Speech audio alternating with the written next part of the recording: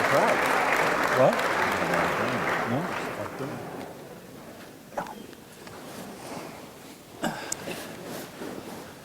So welcome. Wow. So there's no other period in the history of Williams, I think, that did more to make us be the college that we are today than the period between 1961 and 1973, when Jack Sawyer was the president here. And we're in a period which I think it's appropriate to think about as the 50th anniversary of the first part of the Sawyer presidency.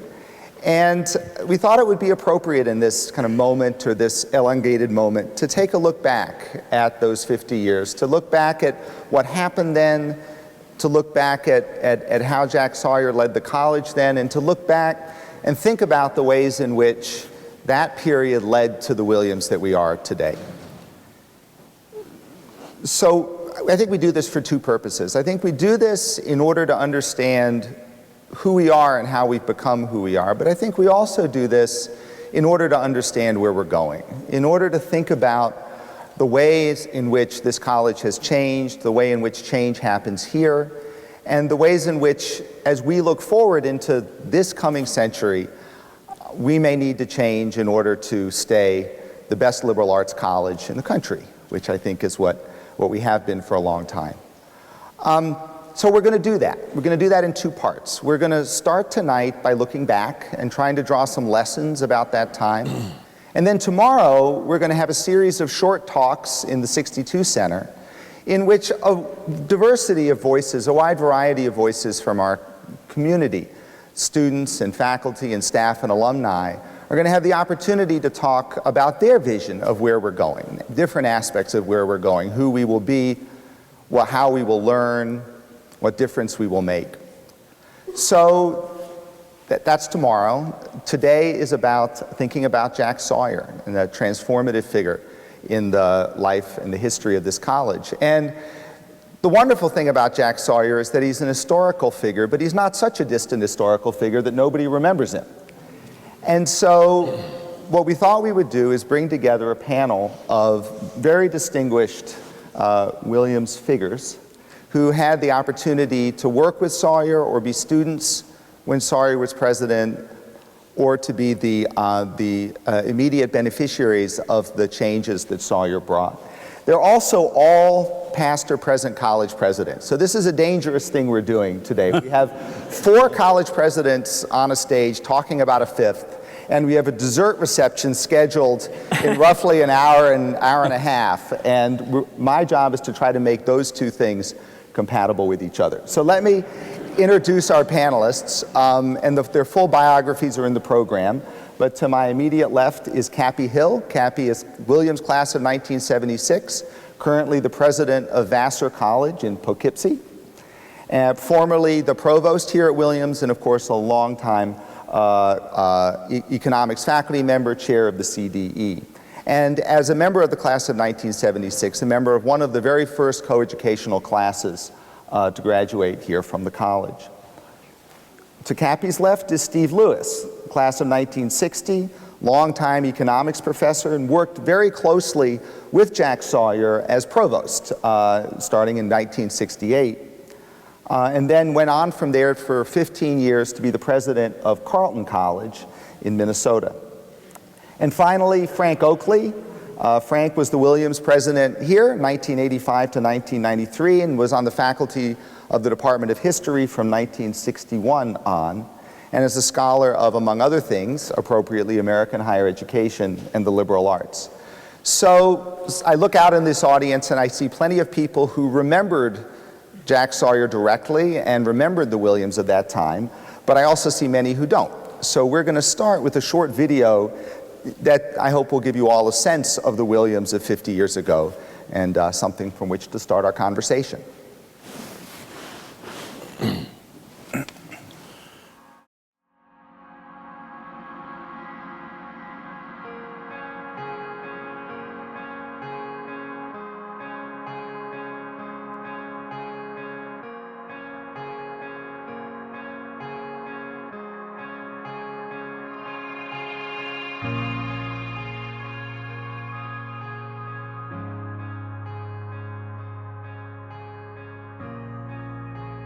The place was asleep when he got here, and he woke it up by getting rid of fraternities, by accepting women, invigorating the curriculum. There seems to be a compulsion to believe that Jack came with a fully developed plan for Williams. He was too smart to do it that way.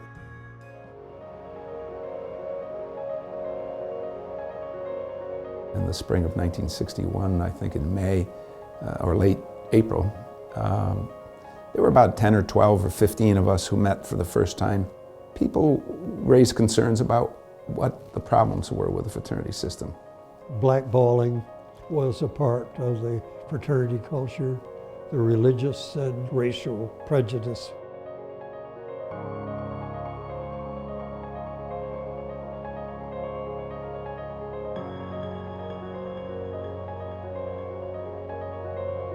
He'd been in office for all of 14 days, and in that 14-day period, he'd appointed the Angevine Committee.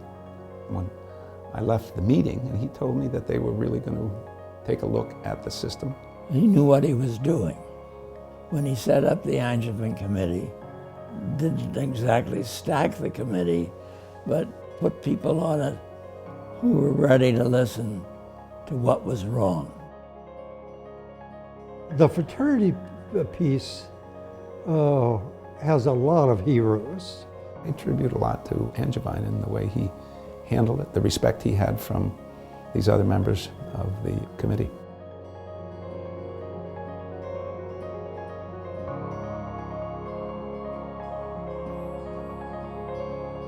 The consensus was that the college should assume full responsibility for housing and feeding all students. The speed with which this thing happened was just mind-boggling. I think these were people who were also convinced Williams would be a better place if somehow they could be a better social system here.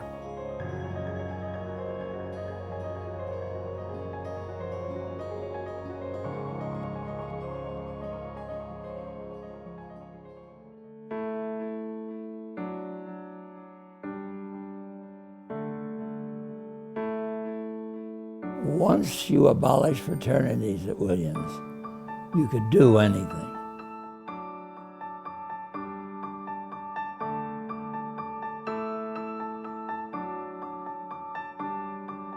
That, from my point of view, was the correct order of things, and other institutions where they went co-ed and hadn't taken care of the social problems that arose through the rigid fraternity system just faced more difficulties with student life. The original decision to go co-ed was to grow the population from 1,200 to 1,800, 1,850, and do that by taking women. Which, parenthetically, I would say is the greatest decision that Williams College ever made. I came from Connecticut College, and I came on the exchange program and knew immediately that I wanted to stay at Williams. There were something like 90 of us on campus, a campus of 1,200 students, and you just kind of felt like you were on display a little bit, and what it must be like to be a true minority. It passed very quickly. I mean, it's something that I think we all adapted to very quickly, but it was very real to go through at the time.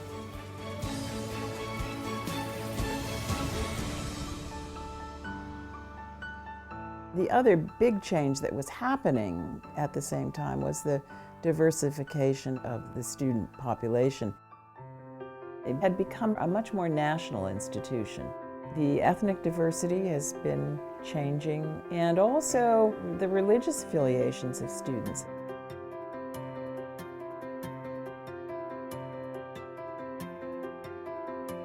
He saw correctly that the curriculum at Williams was way behind the times. The curriculum was beginning to recognize areas of study and scholarship that had not made its way into the curriculum. The curriculum was considerably internationalized.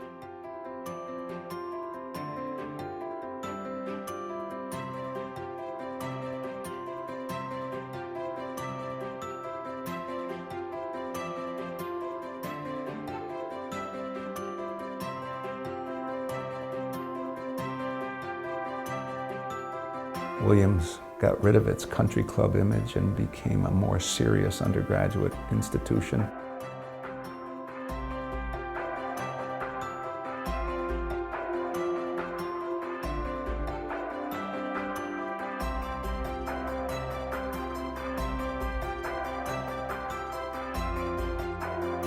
As I look back on it, that decade, which coincides with Jack's term here, of really turmoil in the college, all of the changes took place, which made us a leader in small colleges.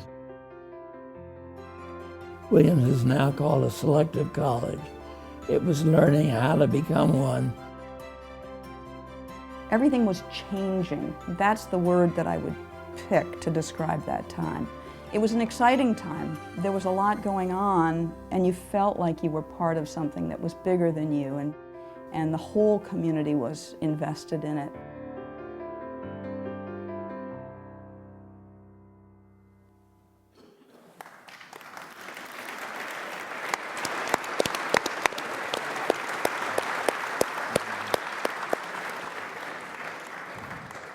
That's certainly enough change to intimidate anybody who wanted to come sit in Jack Sawyer's seat in Hopkins Hall.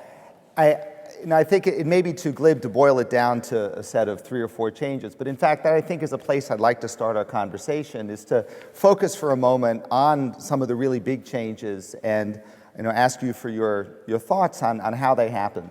And of course, the biggest, I think the most prominent of them is the decision to eliminate the fraternities. And so why don't we start there? So I know, Steve, you lived through that, and maybe you'd be a good person to give us some thoughts. Well, I think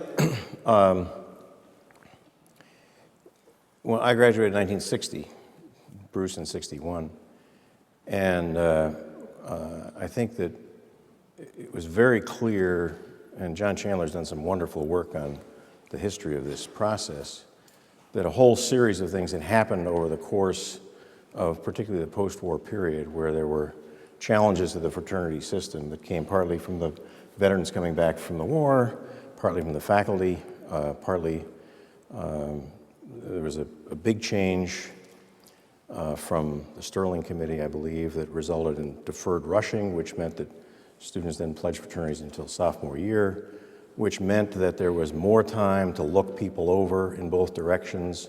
And as a result, the stratification of the fraternities became greater and greater, and people clumped together in ways that were, I think, pretty damaging to the social system generally. And so I think that there were a lot of things that happened before Bruce and Bob Seidman and others got together and said, we need to ask the president to do something about this. But I think that just looking at the list of names up there on the Angevin Committee, to me, was one of the great features of Jack's leadership was, if you looked at that committee, it sure as hell was not an elected committee. And it was very carefully constructed in terms of getting some representation of younger people, older people. They're all alumni, some were faculty. I mean, Bill Gates and Hodge Marcraft, very important in that process. People who were visibly very supportive of the fraternity system and so on. But this really followed several years later when he created the wonderfully named Committee on Coordinate Education and Related Questions, which was similarly constructed of trustees and alumni and faculty and a couple of senior administrative officers, very well balanced in terms of different constituencies. And so I think that, to me, that first appointment of the Angevin Committee showed a couple of things. One, as Bruce said, bingo, it happened in 2 weeks. And when he had an opportunity, he grabbed it. But when he grabbed it, he did it in a way that was pretty broadly inclusive, because he wanted things to come to a consensus, not a vote, if you like. And we can talk about the coeducation decision later, but I think it was really critical. Hodge was a young guy. You had 2 students on that committee. as part of it. I mean, this was a very, very, very careful process that he went through, and he went through the same thing with coeducation. Then it was, the next step was getting consensus with the board, and that was one thing that was very important. Same thing happened with coeducation. So one of the things that, sort of a lesson for those of us that try to lead these kind of places is, out of those experiences was, you put together a broad group of people so that you get a lot of representation. You let them run on their own. P.S. Jack never let anything run on its own. He stayed fully informed. He was not a big interventionist in it, but he knew what was going on, and he could, urge us to do one thing or another. And then the same thing after the decision was made, putting together the standing committee, and they had some young people. He brings Dee Gardner back, a relatively young guy. And I think that's another theme, I think, of Jack's presidency and the way he got things done, is that he went after younger people for major positions and gave them some leadership opportunities, but stayed pretty close to them and gave them a lot of coaching. So Frank, you were a young faculty member then. How did that all look to you? Well, I was just starting out. We had 4 children in 5 years, and I was putting together courses, so the initial period went over my head, in all honesty. But if I could, Adam, come at it in a different way, sort of being a historian, thinking of the larger perspective, when I look back at the steady rise of Williams to national and indeed international stature now, clearly the first rumblings go back to Tyler Dennett's years in relation to the nature and makeup of the student body and the nature of the faculty. And when thinking about that, I think there were 3 big impediments to moving successfully. One was the Latin requirement for admission to the college, which I think disappeared in the Dennett years. I asked John Chandler, but he couldn't tell me. He thought that was the thing. That blocked off so many high school kids from admission. So that was dealt with.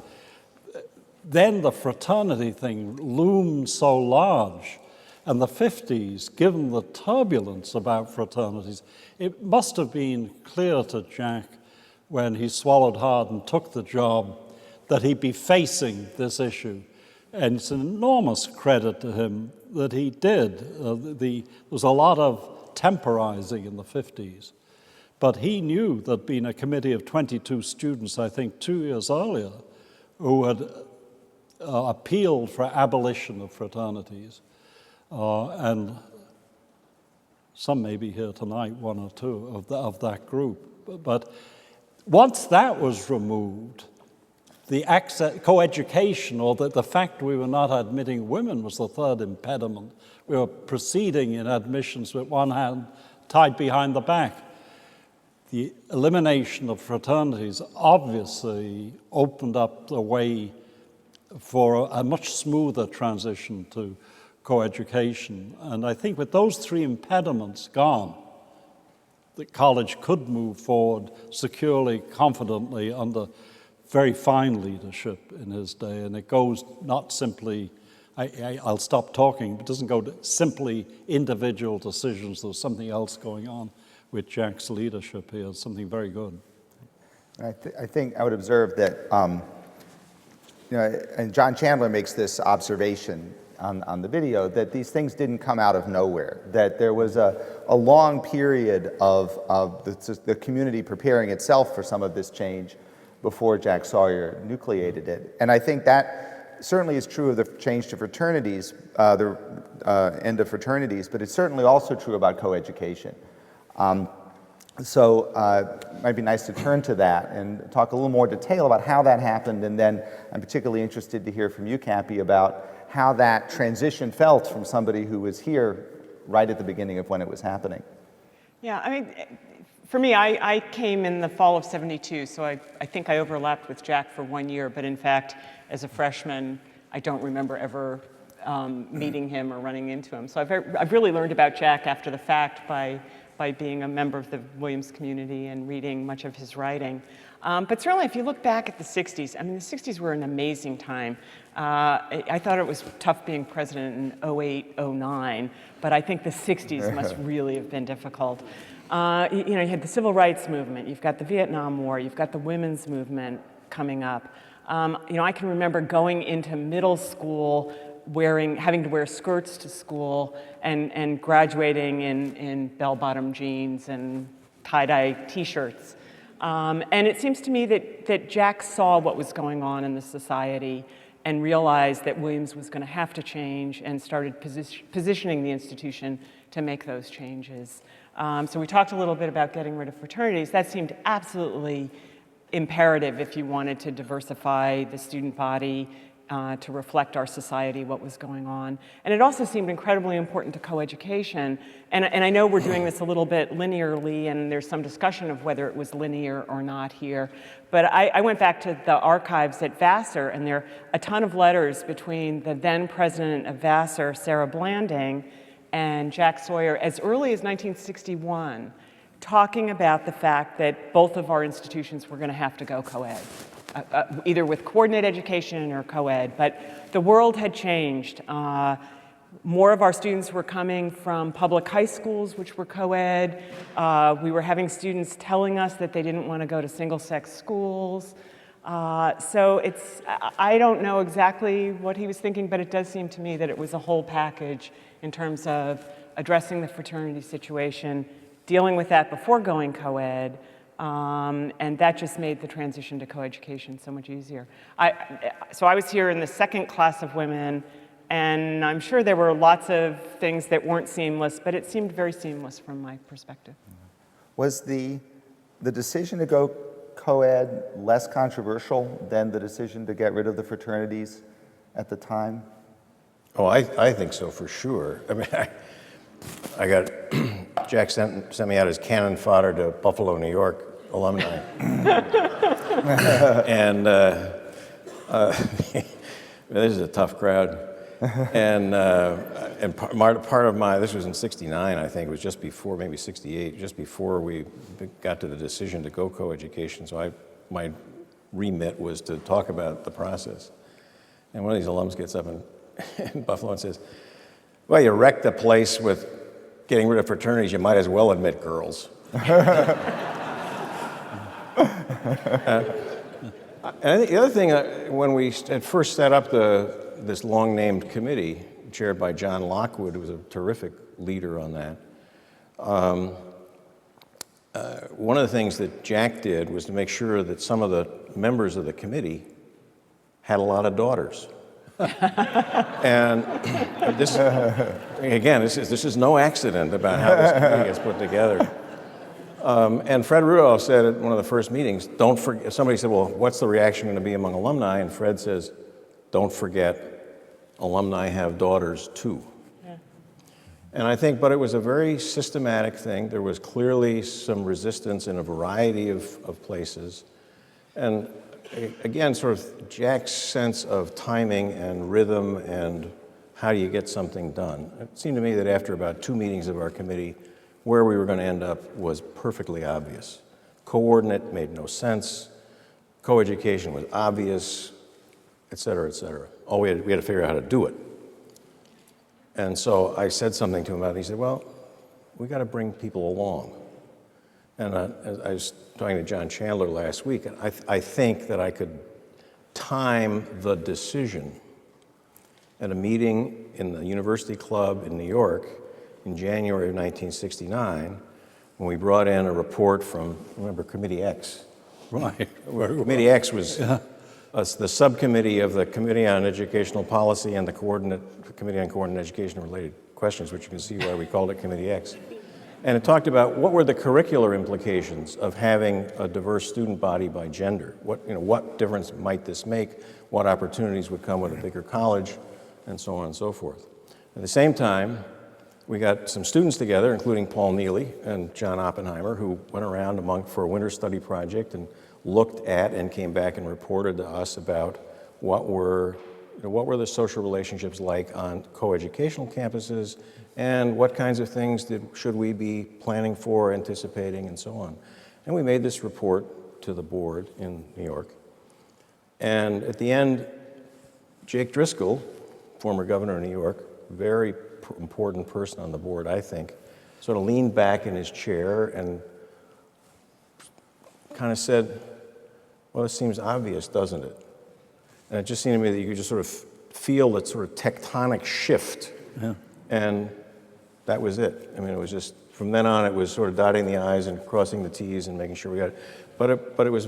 This was again, Sawyer's sort of reading of where we were and what was possible and when did you have to move quickly, as with the Angevin Committee, when did you have to move deliberately. But it wasn't, that committee was appointed in, I think, June of 1967, and we made the decision at the May meeting of 1969. But it was very carefully done. I was in the archives also, and I found the corresponding letters between the Vassar president and Jack Sawyer. And I think something interesting there is that it wasn't obvious then at the beginning of the 60s where this was heading. And I think so much of the time we look back and the place that we wound up seems like the obvious place to have gone, but it wasn't. Another kind of broader diversification of the student body, of course, was in play as well. And that, I would imagine, this is what I really want to ask about, felt less like a discrete decision and more like an evolution. But I'm curious whether that's really the case. Was there a moment when the college said in some formal way, we have to reflect the population of this country better, we need to have more ethnic diversity, so forth? Or would that feel on the campus more like a gradual and natural evolution? Well, both, actually. I'd give enormous credit to our admissions department, who I think were ahead of the faculty on that issue. And when Steve was boy provost at the age of 30, I was chair of the Committee on Educational Policy, and I don't know why we got the job, was to get the faculty to focus on this issue in a way perhaps they'd never done before, and come in formally with a resolution on our admissions policy and the recruitment of minority students, which it did. And that was the fall of 1968. So it was a gradual thing, but it had to be embraced by the community. Clearly the board had embraced it, but oddly, in a way, it had not been put to the faculty until that autumn. And we had wonderful debates on the issue that would probably seem naive now if you read the transcript, but it was a very serious set of discussions, and I was very proud of the outcome of that. So a little more complicated. Cappy, was there a sense on the campus when you were here that something was happening along that dimension, or it just was what it was? I think there was more focus on the fact that the school was welcoming women for the first time. But it certainly, I think back to my group of, I was in a triple in Fairweather, and one Asian American young woman, somebody from Miami, somebody from South Dakota. There was certainly a certain amount of diversity that was being brought in, and there was a certain amount of socioeconomic diversity.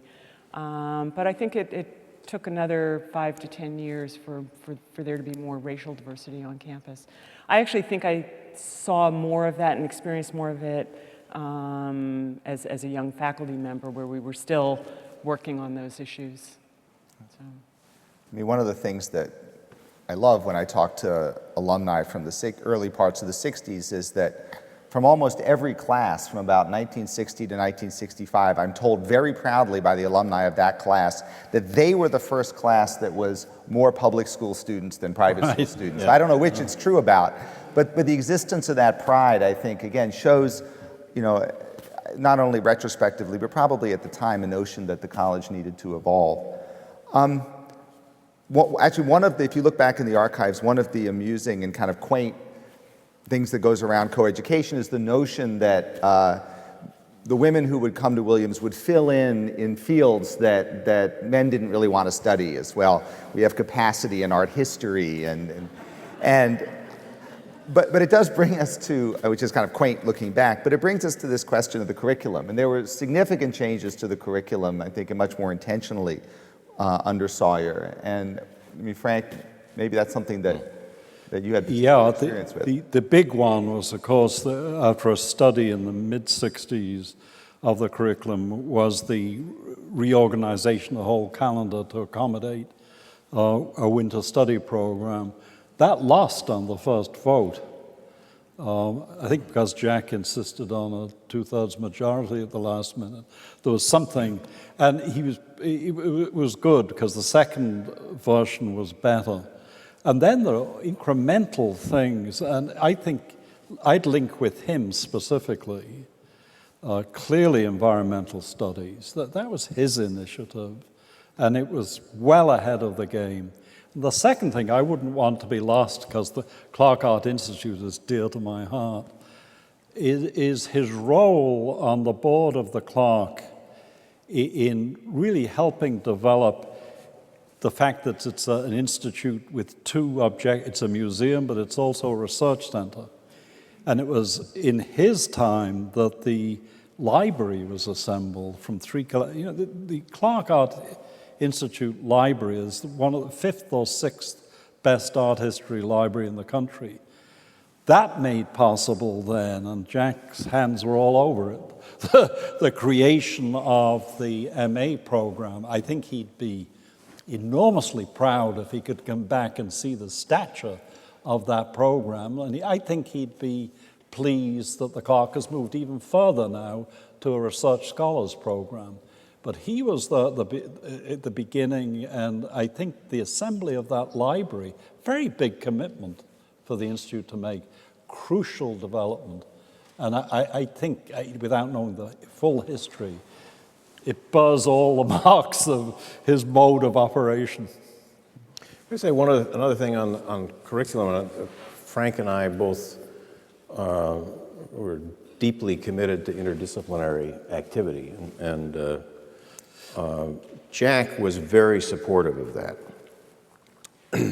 But he also had a view that was a kind of a university view at the time, which is, if you're going to have people in environmental studies or Asian studies or African American studies or whatever it happens to be, they have to be rooted and planted in a department, because that's how the academy is organized.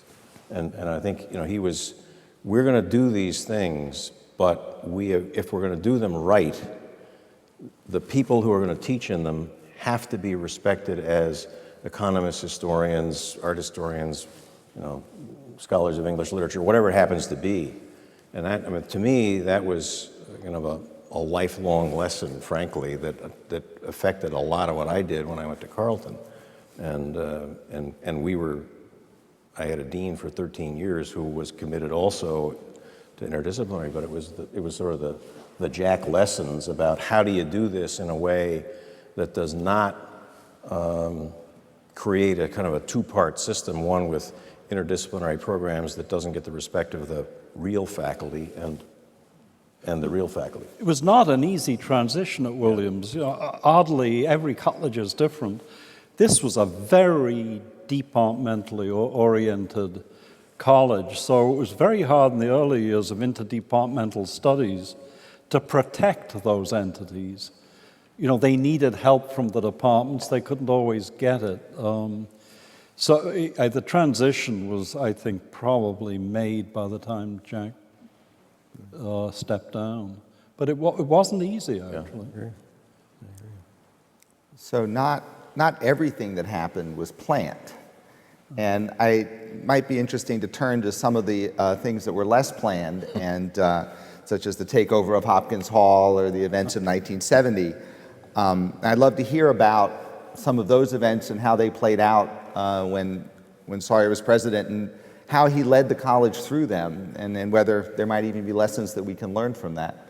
Well, let's take maybe the takeover of Hopkins Hall. I mean, maybe not everyone's familiar with that history, so if Steve or Frank, you'd like to tell us that. 44 years ago today, I got a call from Dudley Ballman, who was dean of the faculty, at 4 o'clock in the morning, and he said, the Afro-American Society has taken over the building. We're meeting at Jack's house at 5. So we dutifully met. And that was a Saturday morning, and we talked about how are we going to deal with this. And Jack was quite clear about a number of things, one of which was, he said, I'll take care of trustees, alumni, parents, phone calls, that kind of thing. You get them out of the building.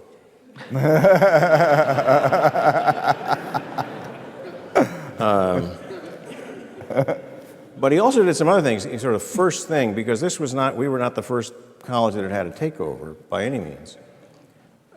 First thing, he got word over to the students that nobody was going to come try to get him out of the building forcibly.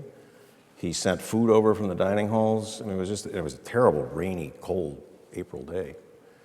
So it was sort of, he managed to get a message, and I can't remember who it was that got it to the students in the building, that, you know, having the light on, and they had the shades down so you couldn't see in, but having the light on in the president's office itself was probably not a good symbol. So all of a sudden the light goes out in the president's office. So a lot of very subtle things. You know, he recognized that, and I happened to have, because I was just out of the junior faculty, I had a lot of younger faculty. So first thing I did was at 8 in the morning, Saturday morning, I had a bunch of junior faculty together. What do I do? You tell me, give me your advice, and so on. But the other thing I thought was really important was he was in charge, but he wasn't out front in public, and I was dispensable. And I think, this is very, very important. You know, so he had plausible deniability on everything. Yeah. And we were dealing with, we had gotten 15, and this is how they were stated, 15 non-negotiable demands. So you couldn't negotiate. So we had clarifying conversations. So, and we finally kind of worked it out, and a lot of people kind of around the edges helped out.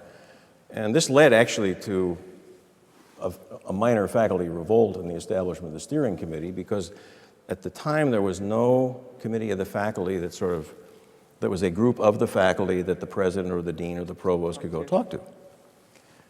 So we put together the Committee on Appointments and Promotions faculty and 2 or 3 other younger faculty, and it was an ad hoc group. But it was a consultative group, and we had,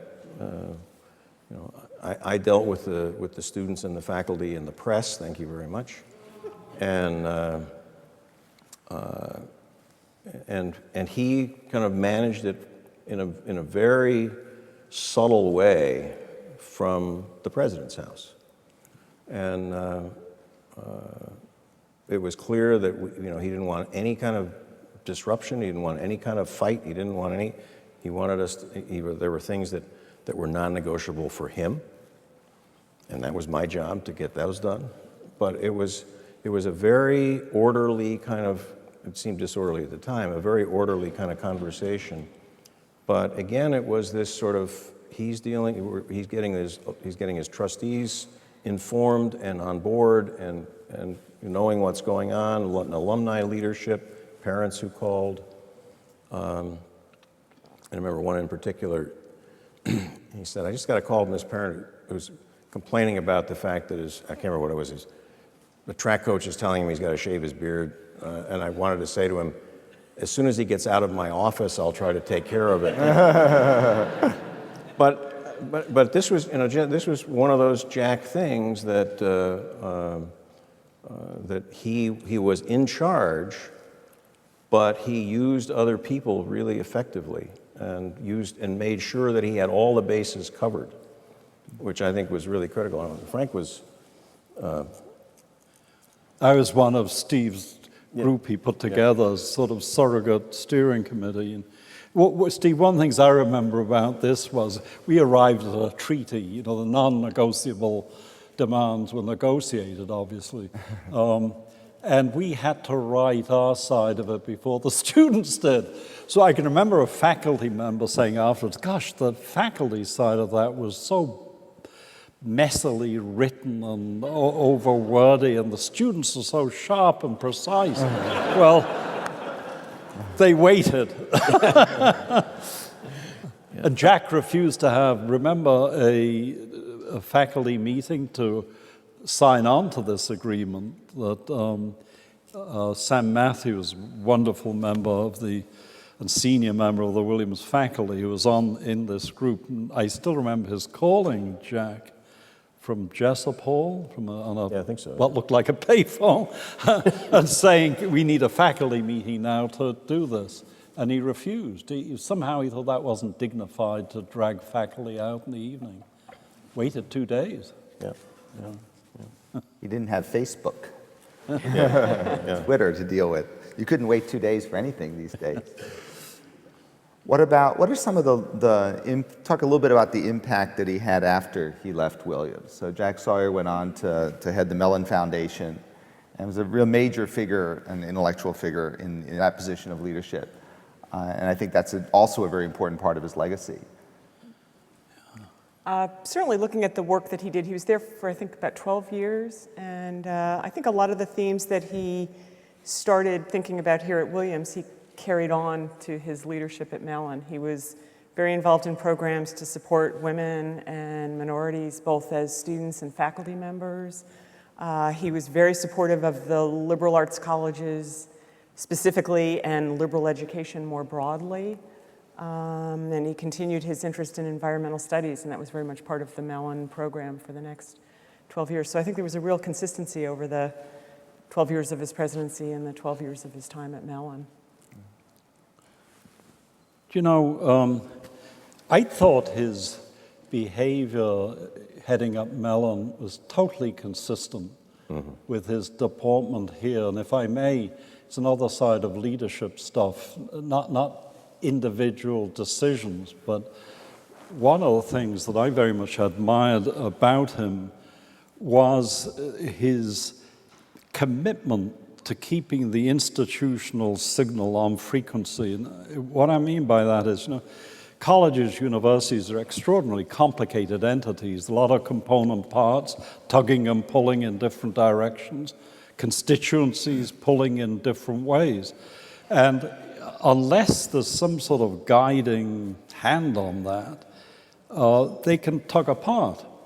He, I thought, was totally consistent in his affirmation of the academic values of the place and its mission. And beyond being simply consistent, he embodied those values, I thought, in a wholly authentic way. And I never quite realized that until his last 3 years. I was on our appointments committee, which is composed of 3 senior administrators, 3 elected divisional representatives. I was most impressed by his engagement in the intellectual life of the place, the intellectual life of candidates. He was a wonderful interviewer in that because he was so interested, genuine, unaffected.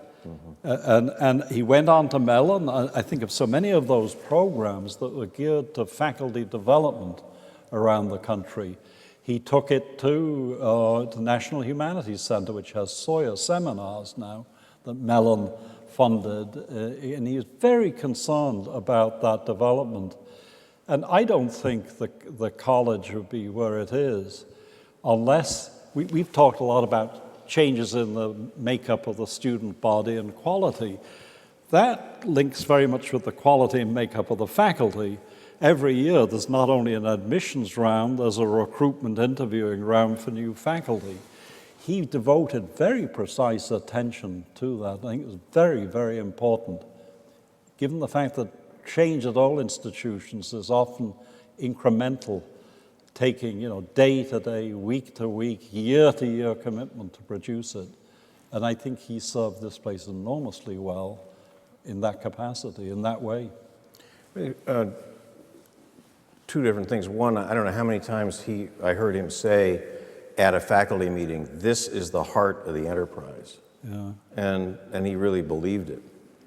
The other thing I would say is that in the new Williams magazine, in your piece, Adam, you have a link to this CBS interview that was done with him and the president of University of Texas. And if you haven't seen it, take a look at it. It's an hour long, but it's very interesting in lots of ways.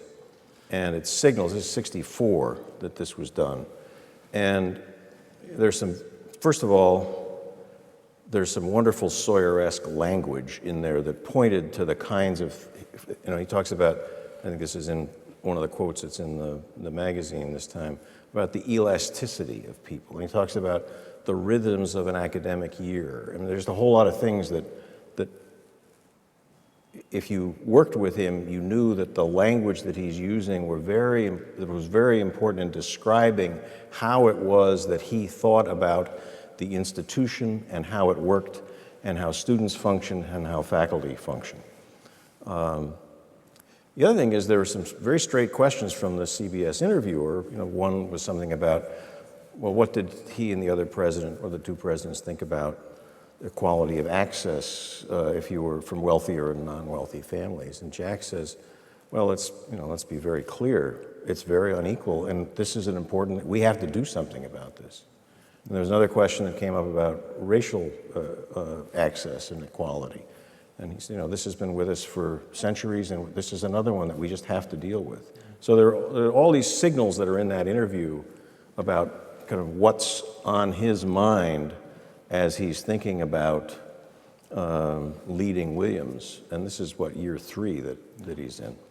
It's an extraordinary piece, and so we have a link to it. To prefigure one of the things that will happen tomorrow is that at the end of the program, at about 4 o'clock, I'll have the opportunity to make some remarks. And what I'm going to do, just to give you a sense of it, is play some of the clips from that video and kind of talk a little bit about how I think they relate to Williams. And one of the remarkable things about that video, and if you watch it, you'll see this, is how current the whole conversation is. I mean, it's a conversation between Jack Sawyer and then Harry Ransom, who's in a very different sector of American higher education, the big public universities.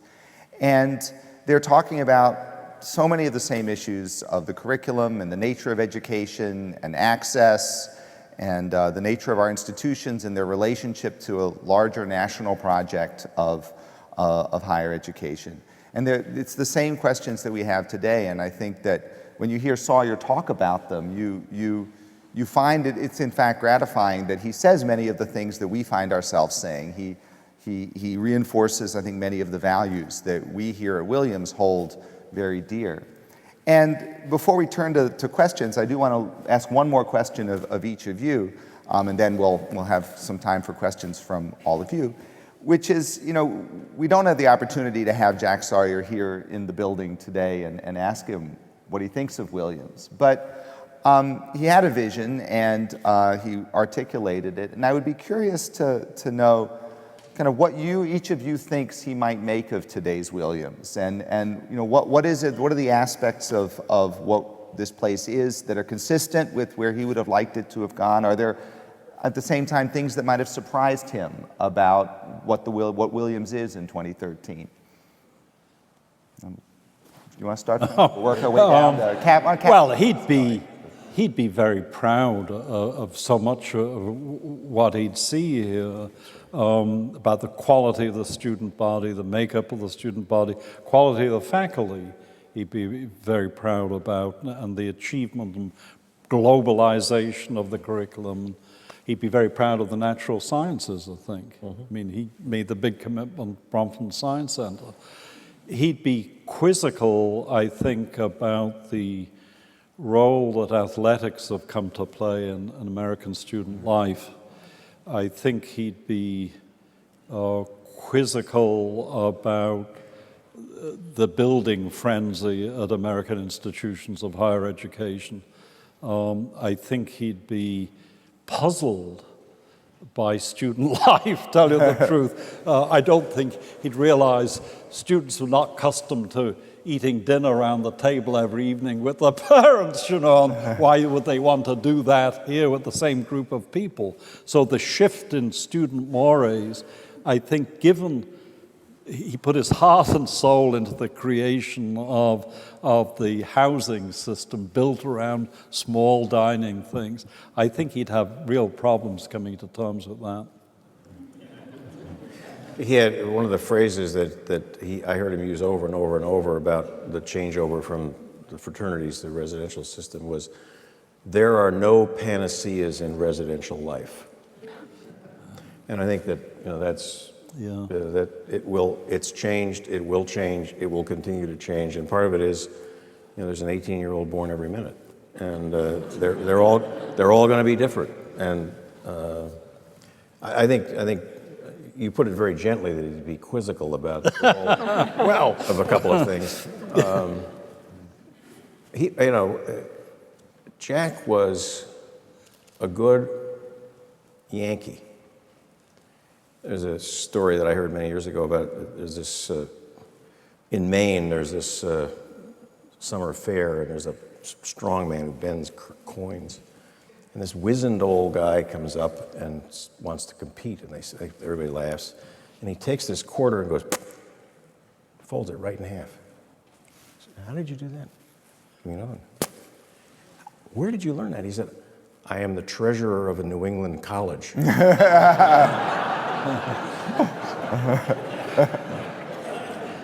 and Jack was really tight with money, and he was a very modest guy. And you see those pictures. It was tweed sport coats and blue Oxford cloths, button-down shirts, and a tie, and a very modest presidential automobile and all that kind of stuff. So I think that the nature of what all of our places, even down to some of the moderately poor ones, look like, I think would puzzle him. Yeah, he'd be disappointed the president's office isn't quite as grotesquely uncomfortable as the one he inhabited. That's right. Where it was like a greenhouse when the sun got up and you had to bail out. But he took pride in that discomfort, I think. He would be happy. The heating and air conditioning in the president's office is fully dysfunctional. So, Cappy, want to give you the chance for the last word. So, I think in much of his writings, he talks a lot about how incredibly important economic and social mobility is for our society, that it's part of our culture and part of what's made us the wonderful nation that we are. And as Frank said, I think he would be incredibly proud of the amount of diversity, both amongst the student body and the faculty, that the college has achieved over the last 40 to 50 years. He cared deeply about that, and I think the college has done tremendous things. I think one of the things he'd be very surprised at is he actually anticipated when he stepped down from Mellon some of the challenges that our nation would face, including very rapid change in technology and rapid change in the environment going in the wrong direction, continuing income inequality, political incivility. I think he wouldn't have anticipated the amount of hostility against American higher education right now.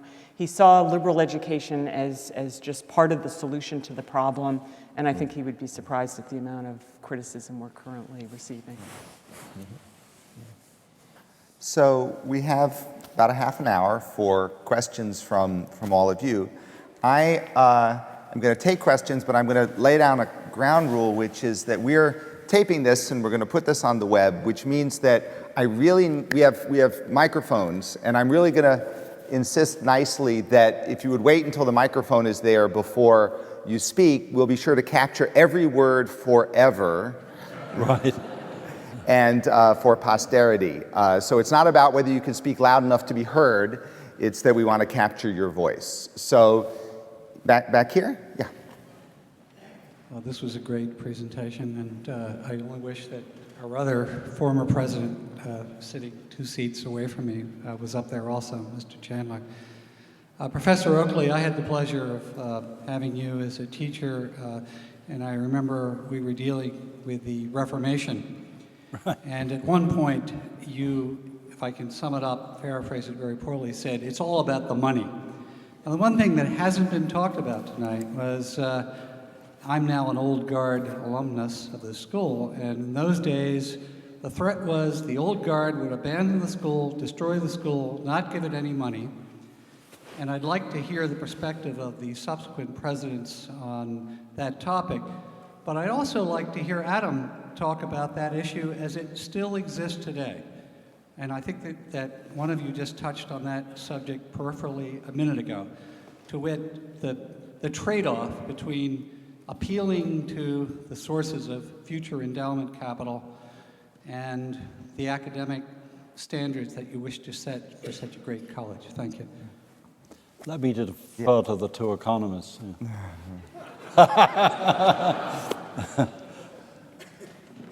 I'm actually not sure I understood the question.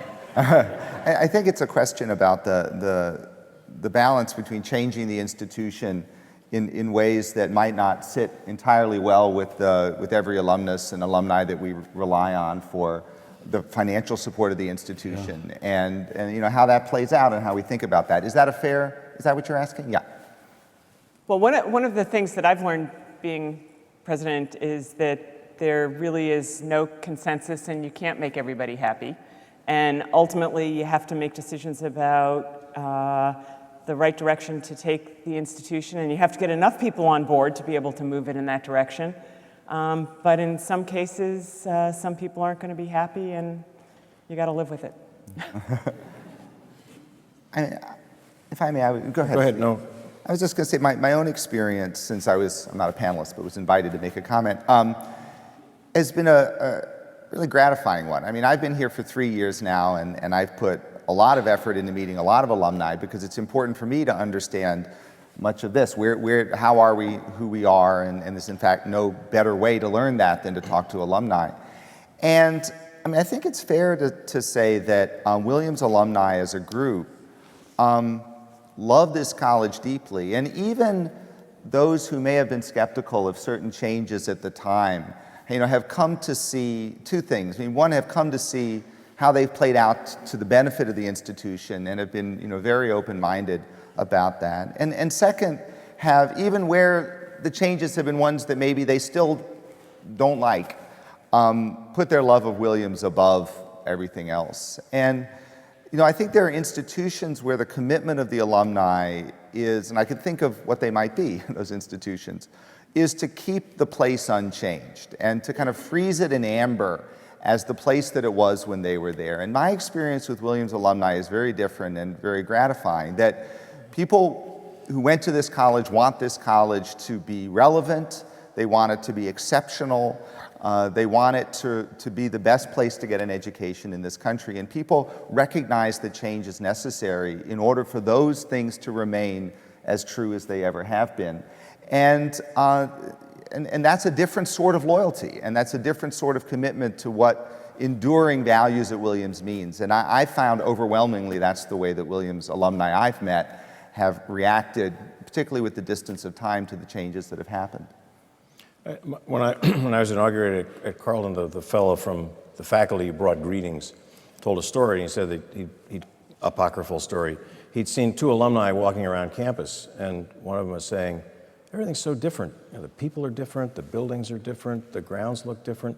And the other one says, well, just because everything looks different doesn't mean anything has changed. And I think that this really follows on Adam's point. If we're focused on the core of what it is that this place does as a really great small college, there are all kinds of things that can change around the edges, but that is essentially sort of the Mark Hopkins and the log and the importance of that education is central. And there, you know, we can argue about some of the other stuff. And I think part of the job of presidents and boards of trustees and faculty leadership is to make sure that everybody stays focused on what is the core purpose of this institution. And then we're okay. I don't know, Frank? You know, I was struck at doing, hours question and answer at an alumni weekend. It hit me in early days that the range was from people from the classes of the 20s to the previous year. And I thought that was a bit of a stretch, particularly a lot of the questions were racially focused. We were in a period of high racial tensions around the country. That was the first reaction. The second was one couldn't predict that the older classes would be negative. It didn't work that way. It fluctuated through the classes. Those who'd be worried and critical were not the old guys necessarily at all. So it's a complicated one.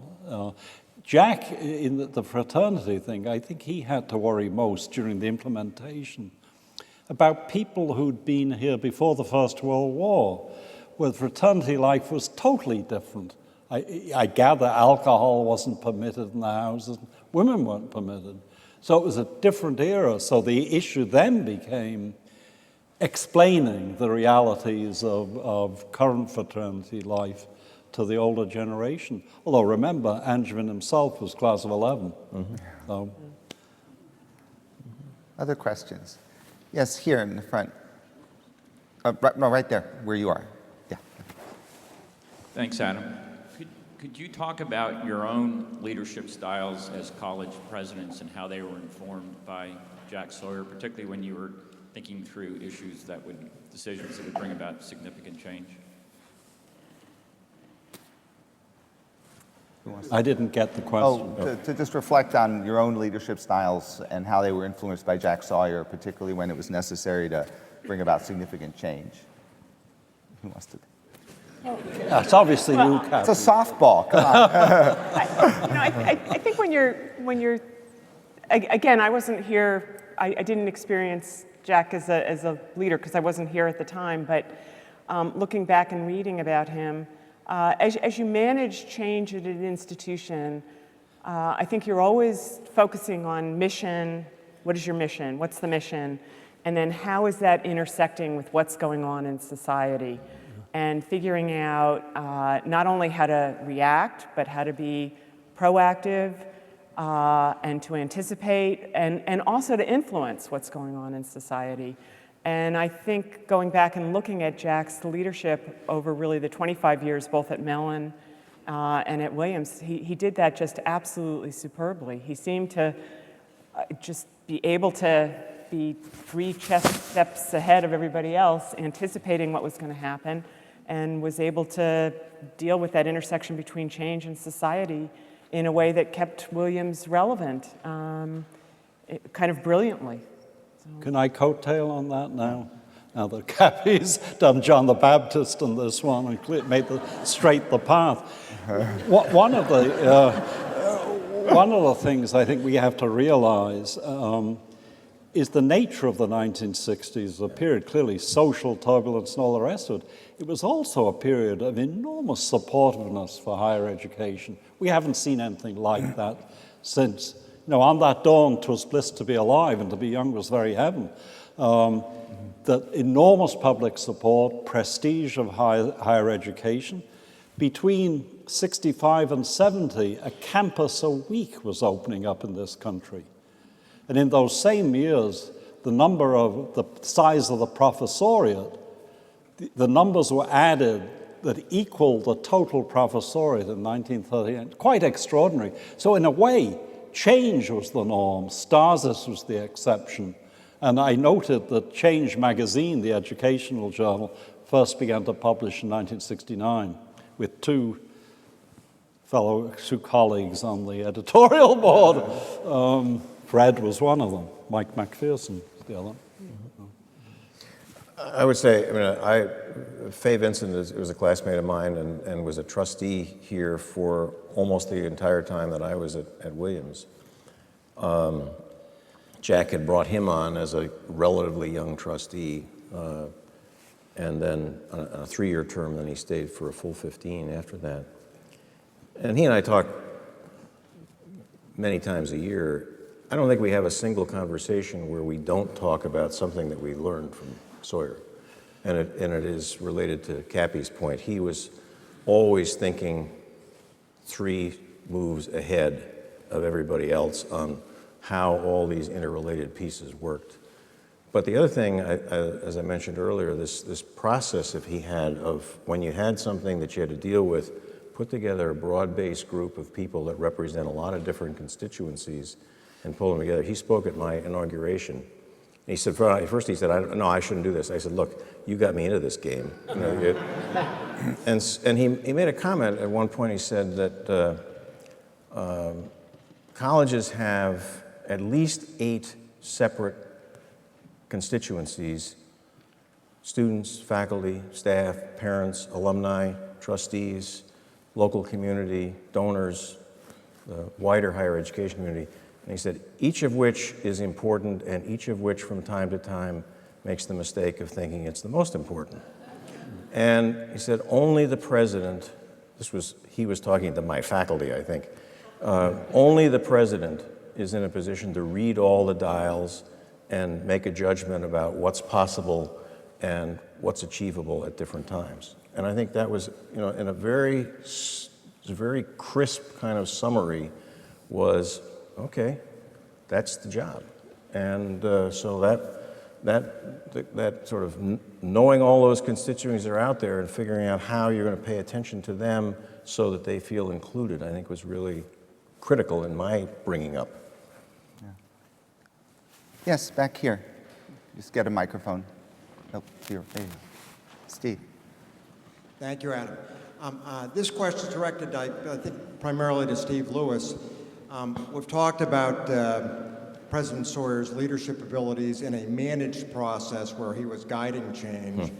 And President Hill talked about also the situation where you run into the intersection of the world and the campus.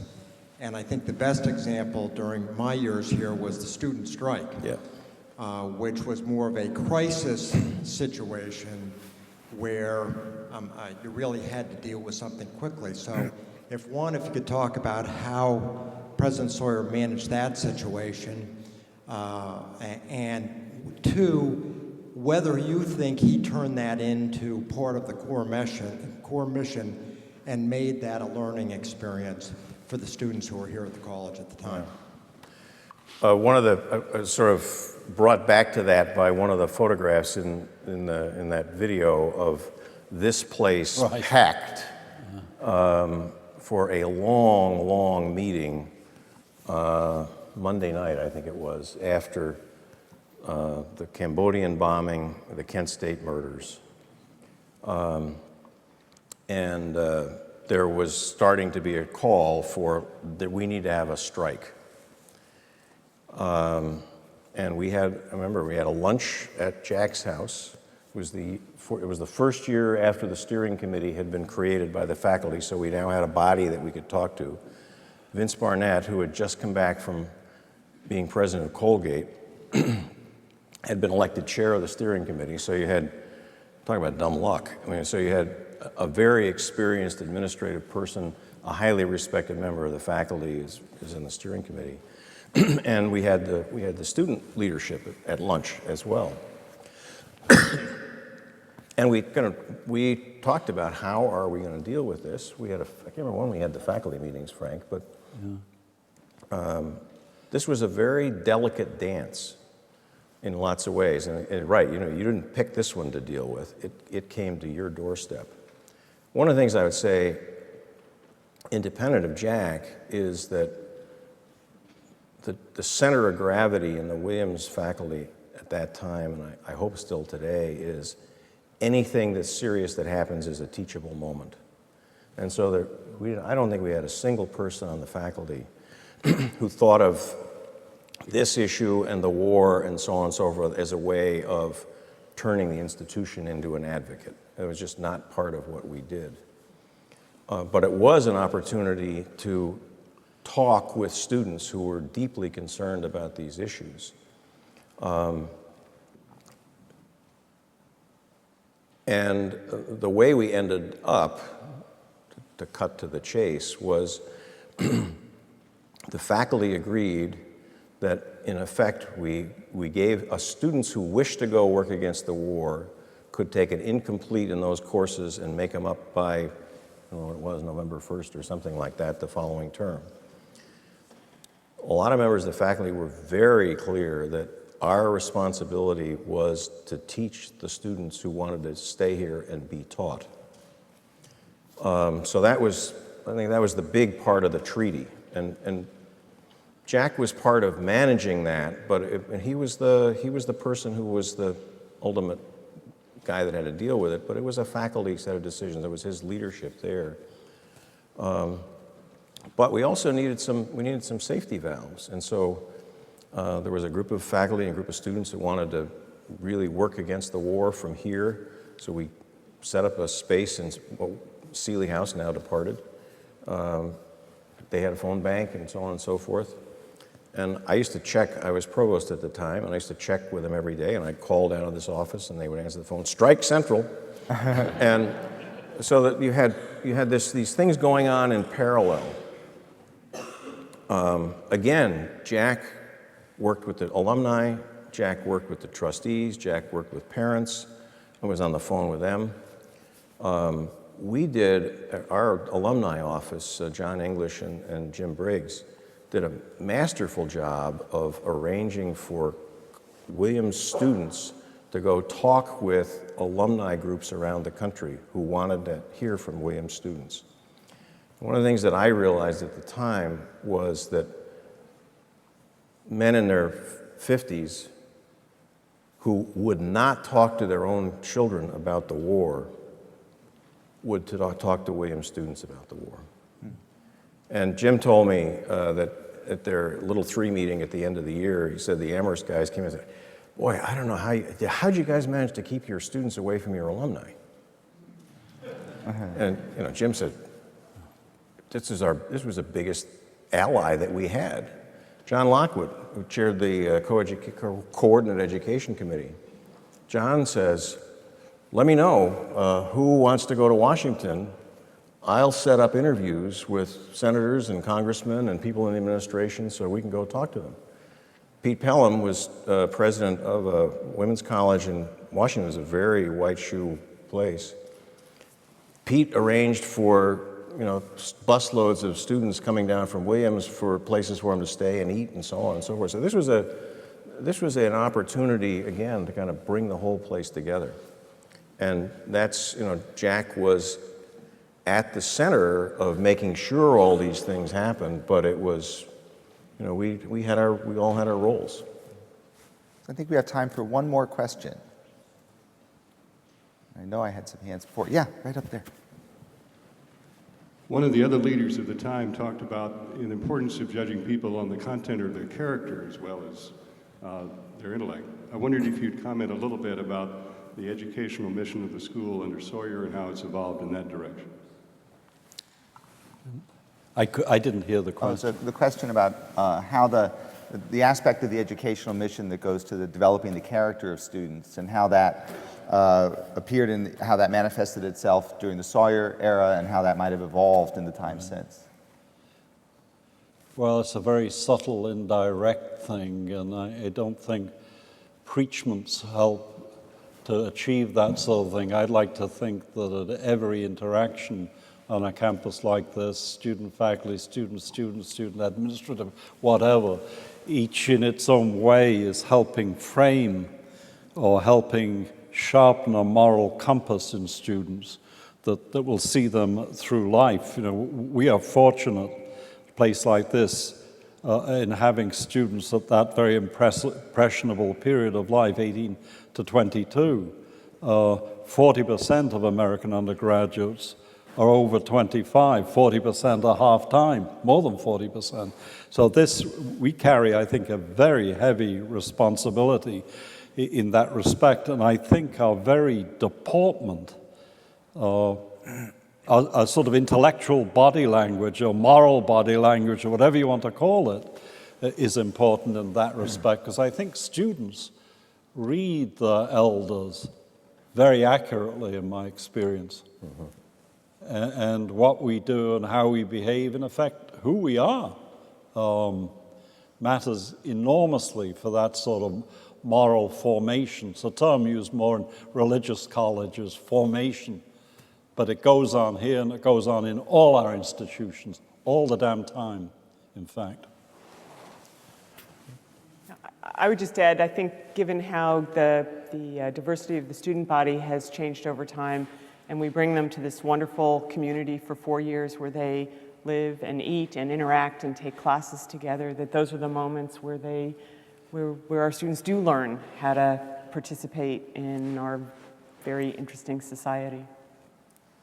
I think that's right. And I think that, again, in my time here, one of the things that has deeply impressed me about the student body has been the way in which, I think Steve said this in the context of the student strike in 1970, but the way in which even the most difficult things that happen here, maybe even especially the most difficult things that happen here, are treated by our community of faculty and students as opportunities to learn from each other. And that the kind of the development of our students as ethical people, and when we want to graduate people who will be forces for good in the world, is not something we inculcate, not that I'm suggesting that you suggested that, but that not something that we inculcate by preaching at them or by kind of making it a curricular matter, but it's the way we behave, and it's the way we behave intellectually and academically, and it's the way we behave interpersonally. I think it's the way in which ours is a community that passes on its culture in a very personal way. And I've been never more proud of this community than the times in which we've had something difficult that's happened and we've all stopped and taken advantage of each other to learn from each other. And I think we're a great community of listeners. And I think we have a tremendous amount of empathy, and that comes out, I think, at key moments. And I think that's really why, I feel so good about the students that we send out in the world, because I think we've developed their capacity in ways that are kind of deeply connected to what Williams is. And I would hope that, and I would think that when Jack Sawyer came back, if he were here and he saw that quality of our community, he would feel that, that ours was a college that was very true to the vision that he had. So with that, I want to thank you all. We have dessert in Paresky, and we have a wonderful set of talks tomorrow that I hope you'll be able to come to. And thank you all very much for coming.